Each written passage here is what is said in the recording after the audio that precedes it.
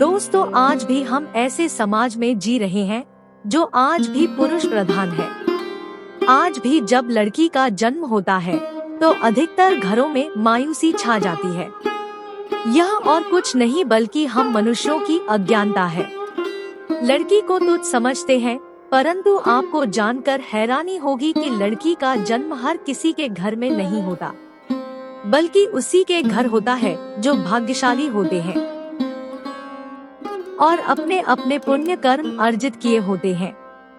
आज हम आपको यही बताने जा रहे हैं कि भगवान कैसे घरों को लड़की का जन्म देने के लिए चुनते हैं और वह कौन से पुण्य कर्म है जिसकी वजह से कोई भी इंसान बेटी का माँ बाप बनता है।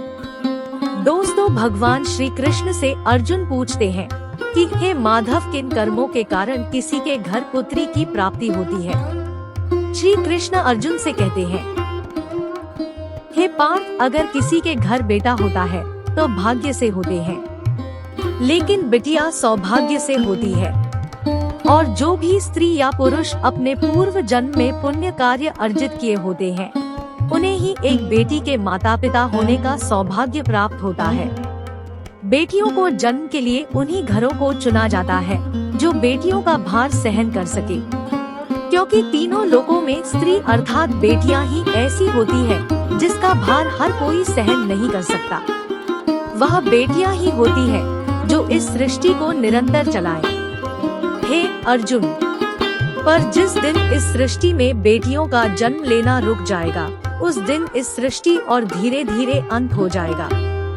दोस्तों, भगवान श्री कृष्ण के इन बातों पर गौर किया जाए तो उनका कहा बिल्कुल सही है, क्योंकि बेटियां अगर नहीं होंगी तो किसी का भी वंश आगे नहीं बढ़ सकता।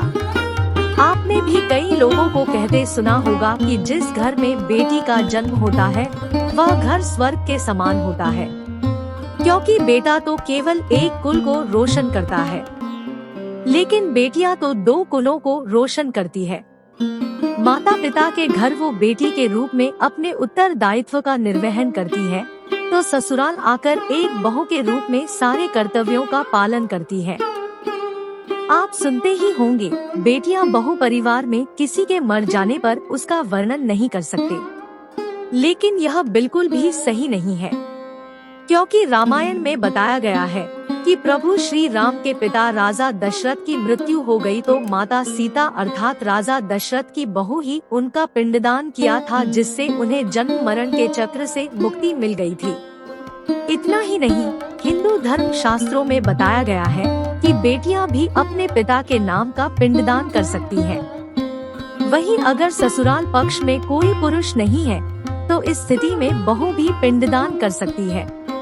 इसलिए दोस्तों, वह लोग बहुत किस्मत वाले होते हैं जिनकी घर में बेटी जन्म लेती है। शायद यही कारण है कि बेटियों को लक्ष्मी कहा गया है। बहुत से लोगों की सोच यही होती है, बेटी है तो बिना समय गंवाए और इस पर पढ़ाई में बिना पैसे लगाए जल्द से जल्द शादी कर दो। लेकिन यह सोच एक बेटी के भविष्य को बर्बाद कर देती है। जरा सोचिए, एक बच्ची के मन में कितने सपने होते हैं, उसे कुछ करना है, लेकिन यह सपने सिर्फ सपने ही रह जाते हैं। इसलिए अपनी बेटियों को सपने पूरे करने देना चाहिए। उन्हें जीवन में हर वह खुशी दे जो उन्हें मिलनी चाहिए। एक बेटे से ज्यादा एक बेटी हमेशा अपने माता पिता के लिए सोचती है। माता पिता को प्यार और अपनापन बेटी ही दिखा सकती है। बेटी के जन्म को एक जश्न की तरह मनाना चाहिए।